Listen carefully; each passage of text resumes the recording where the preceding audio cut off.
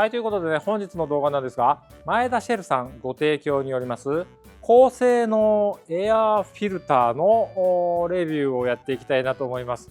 高性能エアフィルター、正直その目に見えないものをフィルタリングするので、エアフィルターのレビューって結構難しいよねっていうことで、ここはちょっと私いつもの普段通りの動画のスタイルでできないかなということで、前田シェルさんにお越しいただきまして、そのエアフィルターの能力っていうものを見せていただこうかなと思っておりますが、とはいえね、疑問に思ったところはしっかりと突っ込んでいく形でやっていきたいなと思っております。どんな製品のパフォーマンスを見せていただけますのかというところを私伺っておりまして、3-in-1 フィルターみたいな3つの機能を有したフィルターのレビューということで、私 Amazon でね2000円の 3-in-1 フィルターを用意いたしましたので、そちらもねちょっとぶつけていきたいなと思います。もしかしたらだってその高機能高性能フィルター2000円でいいんじゃねとかってなる可能性あるじゃないですか。っていうか逆にその2000円くらいのフィルターは跳ねのけてもらうくらいのやっぱり高性能を見せていただきたいなと、間違ってもその2000円でいけんじゃねみたいなところではないところの領域を見せていただきたいなと思っております。というわけで前田シェルさん待ちたいと思います。はい、というわけで前田シェルさんにお越しいただきまして、3-in-1 フィルターでよかったでしたっけ？いや、3-in-1 マルチドライフィルターになります。3-in-1、はい。3-in-1 マルチドライフィルター。はい。比較的高級機ということで、はい、3-in-1 のフィルターを私も用意いたしました。はい。まあ比較していってみれば面白いかなということで、ありがとうございます。ちょっといくらなのかまだわからないんですけれども、はい、こっち2000円でございますので、はい、2000円のこの 3-in-1 フィルターが勝負できるのかと。でもこちら 3-in-1 は 3-in-1 なんですけども、はい、なんかフィルター構成がちょっとうちと違ってて、なんか心もとないなって感じでちょっと。フィルター構成？フィルター、はい、で多分これはルブリケーター。はい、何でしたっけこれは？レギュレーターの 3-in-1 なんですけれども、はい、3-in-1 ですよね。そうですね。はい。なんか違うんですか？ろ過度の違うフィルターが3種類入ってます。その3なんですか？そうなんです。フィルターの 3？ フィルターの3です。3種のフィルター。はい。そうですか。はい。そういうことなんですか？そうなんです。機能が3種類じゃなくて。はい。ちょっと間違えた。フィルターが3種類あるっていうと、はい、なんかすごいですか？まず結露した水が取れて、粗取りもできて、最終的に汚れも全部取ってしまうというような3段階で。はい。何の粗取りですか？例えばですね、配管内の錆とか。デカめなデカめの汚れですね。そういうことですか？はい。工作機械とかでも2連でついてるフィルター直列でですね、はい、3連でついてるフィルターがあると思うんですけど、それでもろ過度の違いがそういうことですか？になってるんです。はい。あれは役割があるんですか？役割があります。粗取りエンドミルと仕上げエンドミルみたいに分かれてる。そういう形です。フィルターもそういう世界観なんですね。そういう世界観なんです。なるほど。はい。言うたら3個のボディがこう普通並ぶところを1個で収まってるっていう。1個で収まってるという形です。なるほど。はい。てっきりこのメーターがついてるんで、はい、レギュレーター機能があると思ったんですけど、はい、レギュレーター機能もある？いや、こちらの方はレギュレーター機能はないです。何のメモリですかこれ？これ実はですね、高性能フィルターなので、はい、フィルター通過点汚れが出ないようにサーツで管理しているんです。サーツで管理？はい。例えばですね、はい、フィルターエレメント汚れが溜まってくると抵抗になってくるんですよね。そういうことですか？はい。で、汚れがいっぱいになってくるとイン側に対してアウト側の圧力が下がってくるので、そうするともうフィルターが寿命ですよっていうのを分かるような形になってるんです。そういうことですか？はい。でそのタイミングでフィルターエレメントを交換していただくと。はい。ただエアの汚れって実感することないんですよね、私。はいはい。よっぽど配管に水が溜まっててエアガンから水が出てるっていうところなら、はい、そういう経験はあるんで分かるんですけど、はい、エアが汚れてるか汚れてないのかっていうのは正直ちょっとよく分からないので、正直とりあえずこの安いやつでもいいから入れときゃいいんじゃねえかみたいなところがあるんですけど、はい、どうなんですかね、そこら辺は。そうですね、そういう中では私ども圧縮空気の汚れが測定できる技術とかも保有してますので、きちんとエアが汚れてるかきれいになってるか、そういうものが評価できるようになってます。評価できる？はい。測定器がある？測定器があります。なるほど。それはあるんですか？今日お持ちしております。本当ですか？はい。これのテストとこれのテストもできますか？あ、できます。はい。できます。はい。大丈夫ですか？2000円のフィルターですけど、勝負して危ないことないですか？もうどんとこいです。任せてください。はい、ぜひぜひよろしくお願いします。ここはリアルに行きますよ。じゃあ測定器の準備をちょっとしていただきたいなと思います。はい、真ん中にあるこちらの業務用感がすごい、これが測定器。パーティクルカウンターになります、ね。パーティクルカウンターと。はい。これは売ってるんですか？こちらはですね、一般に売ってるものを圧縮空気測定用という形で私どもの方ではご用意させていただきます。なるほど、はい、そういうことなんですね。はい。なんていうか怪しい機材というわけではなくて、もうちゃんとしたやつ、ちゃんとしておりますので、ご安心ください。まあそのちゃんとしてるかどうかっていうのはこちらでねチェックできると。こいつだけだったらなんか、やらせあるんじゃないのかみたいなのあるじゃないですか。ちゃんとこいつでチェックしますんで大丈夫だとは思いますが、はい。使い方は分かりませんので、はい。お願いしていいですか？はい。ではですね、まず最初、はい、大気の方を測定してみようかなと参考でですね。なるほど。ここそうですね。この現場内の大気をちょっと測定してみようと思います。で、こちらなんですけども、22秒かけてですね、1リットルのエアをサンプリングしております。なるほど。はい。で、実は空気中に浮遊している汚れって全部粒子になるので、その粒子が1リットルの中にこのように何個含まれているかというのを測定しているような形ですね。なるほど。はい。で、一番細かい粒子は 0.3 ミクロンという形になるので、もう目に見えないような汚れになります。そうなんですか？はい。一番小さいのが 0.3 ミクロン。はい。大きいのは大きいのでまだあるということですか？はい。5ミクロン以上の汚れとかも全部測定できるような形になっております。なんか書いてますけれども、はい。これはその粒子のサイズごとに測定できるんですか？5段階に分けて測定できるような形になってますね。なるほど。はい。もう世の中にはマニアックな測定器がありますね。これをやってるということですね。はい。で今大気の、あれを測定しましたということで、こちら桁がよくわからんな。15万4815個ですね。はい。15万。はい。15万5000ぐらいで覚えておきたいと思います。はい。工作機械の方に投入しているエアホースとかありましたそちらから圧縮空気をお借りしたいので、測定の方をさせていただこうかなと思います。で、このようにですね、外気に触れないような形で直接測定器に圧縮空気を流しまして、で、このような形で測定いたします。で、今これ数値上がっているのが 0.3 ミクロン以上の汚れですので、オイルミストとかも含めた汚れが1リットルの中に何個含まれているかという形で測定します。先ほど15万5000だったかな、ぐらいあったのが、まあ一つ桁落として1万3000、はい、まあ1万4000ぐらいかな、はい、といったところ、はい、コンプレッサーがあります、はい、エアドライヤーがあります、はい、でフィルターもついてますのエアです、はい、が1万4000ぐらいと。そうですね。どうなんだろう、分かんないけど、まあ減ってますと、はい、10分の1ぐらいにはなってますと。はい、はい、じゃあまずこちらをやっていただきたいなと思いますけれども、はい、では今こいつを通ってエアが出るという形ですね。はいはい、さあ、じゃあ測定いたします。まあ、大気普通のコンプレッサーが1万4000円ぐらいだったかな。1万3700ですね。あ、仕事してる仕事してるよ。桁全然違う。ちょっとこれ予想外に高性能じゃないですか。で537という形ですね。はい、はい、すごくない？すごいと思うけど、すごいと思うけどな。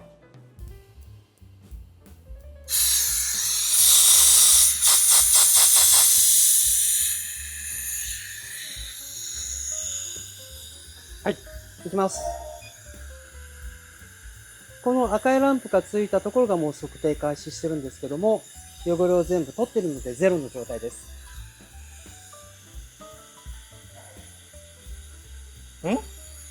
これ赤いランプ消えると測定終了になりますんで。あれ？これは測定まだしてるんですよね？まだしてます。今終了しました。ゼロは嘘でしょ。ゼロは嘘でしょ。いえいえいえ。じゃあですね、試しになんですけど、はい、今これ測定しました。はい、今ゼロ。今測定ゼロになしてます。ってますよね。これ、ホース外すと大気を吸い込むんで、一気に数値が上がってきます。で、もう一回綺麗なフィルター通したエアーを通過させると、綺麗なエアなので今、ピタッと止まりましたよね。これだけ実は今、フィルター通過した後のエアが綺麗になっている状態です。そういうこと？はい。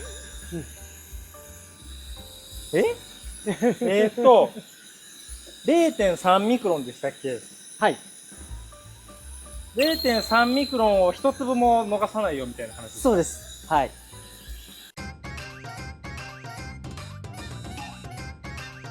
なるほど。はい。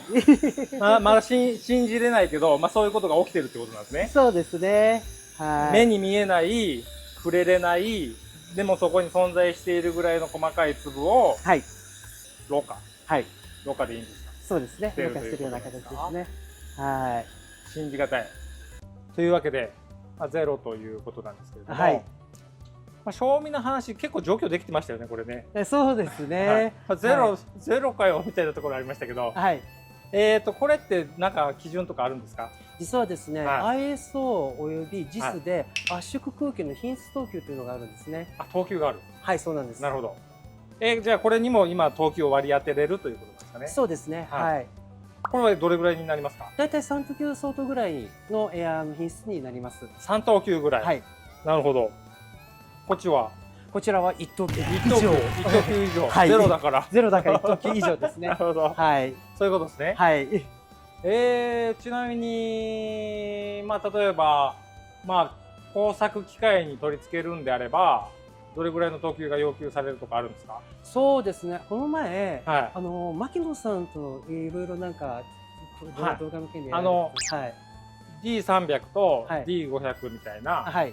取材に行ったことはありますね。あ、そうなんですね。例えばなんですけども、D300 だとはい2等級。2等級。はい。ギリギリ届いてない。ギリギリ届いてないですね。は2等級。2等級の要求がある機械に対しい。て、はい。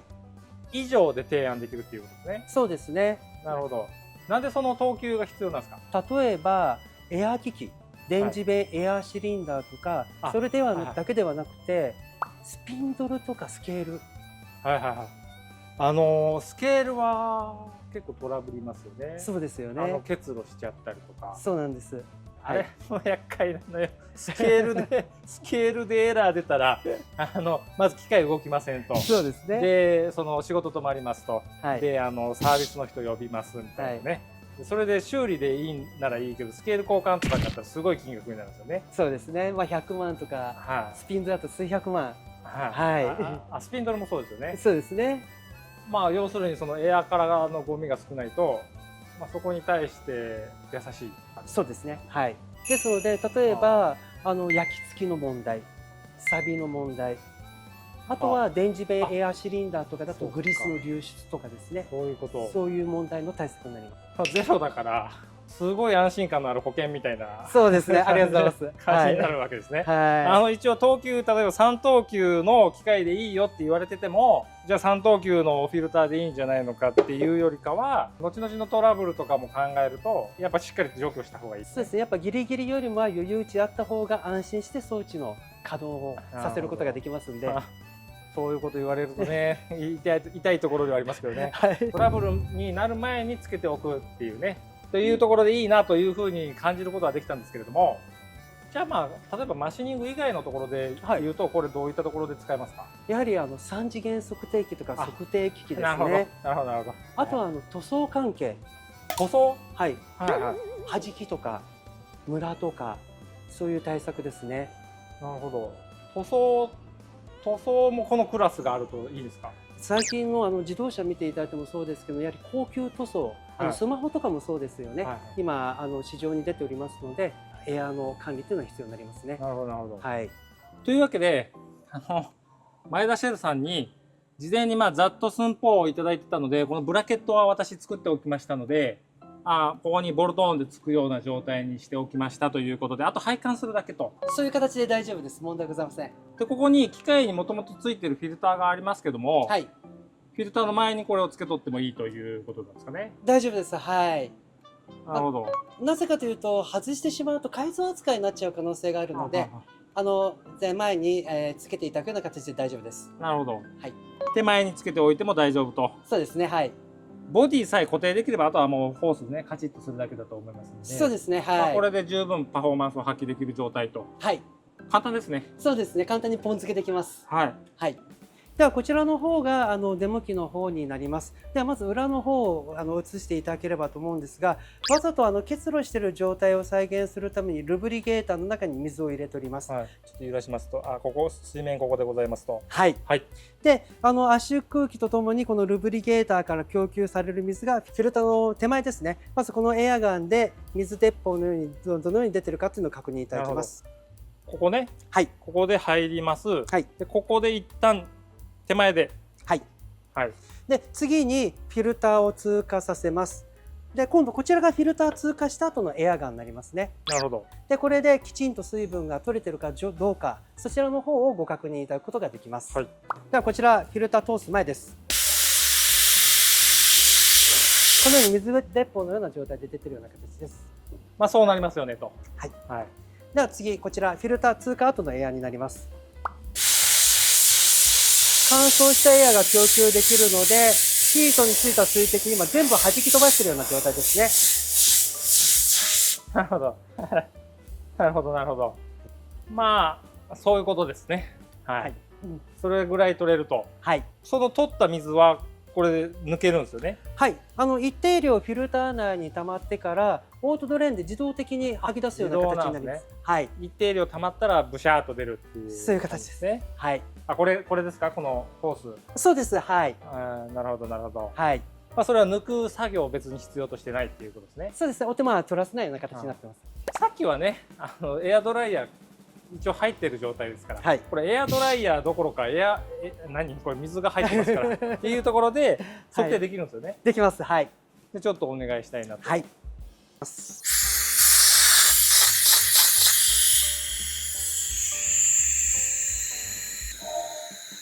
はい。まあゼロと。そうですね。ゼロ。はい。水を添加してもゼロと。はい。ということになっております。はい。まあそういう世界もあるんだなという。そうですね。はい。フィルター選定したことがなくて、はい、無頓着だったんですけど、まあそういう感じですごいのもあると、はい、いうことなんですね。はい。さっきこれルブリケーターでブッシャーやってたじゃないですか。はい。エアドライヤー今のところ予算なくてちょっと厳しいんだけどみたいな会社さんはエアドライヤー入れる前にとりあえずこれ入れとっても OK みたいなところあるんですか？大丈夫です。取説でフィルターの設置条件がありますので、はい、それを守っていただければエアドライヤーなくても。エアドライヤー結構高いですからね。そうですね。エアドライヤーはちょっとまあいずれ入れてもらうにしてもいいですよね。全然お得です。なるほど。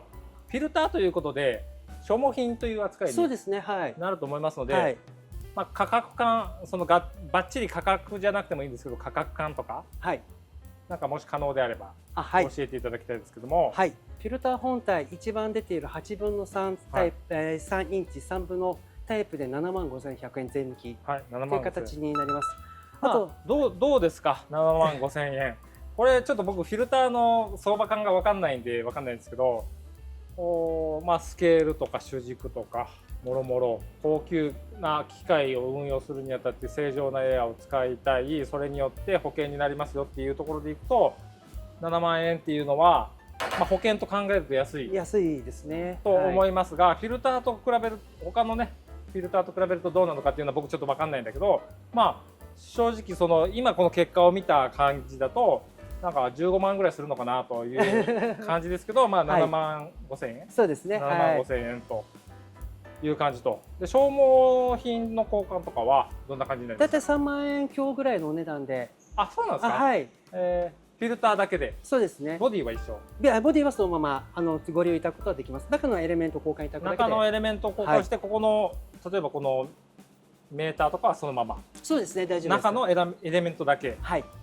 であとはですね、私ども新商品なんですけど、こちらのエアモという商品もご用意させていただいております。これなんかついてるなとは思ってましたけど、これはなんか製品だったんですか？はい。実はこちら 3-in-1 マルチドライフィルター専用のモニターになるんですけども、はい、先ほど ISO の等級ご案内したと思うんですけど、はいはいその2等級よりエアーの品質悪くなると、ここに赤いランプが点灯してフィルターエレメント交換時期をアナウンスしてくれるとなるほど。いうようなモニターになりますじゃあので。この測定器の簡易版みたいな感じですか？そうですね、はい。牧野さんが2等級ということで、これが1等級、最初は1等級でも、はい、ね、1年2年3年4年5年10年も交換してなければさすがにっていうところがあるんで、そうですね。なるほど、そういうのもモニタリングできると。はい。はい、というわけで、はい暑い中ご苦労暑いで様ですね。本当に暑いですね。はいという暑い中、もうめちゃくちゃ汗かいてるんですけど、画面では見えないかもしれないけど、非常に有益な情報を得れたんじゃないのかなと思います。まずそのエアのね等級があるっていうことですね。はい。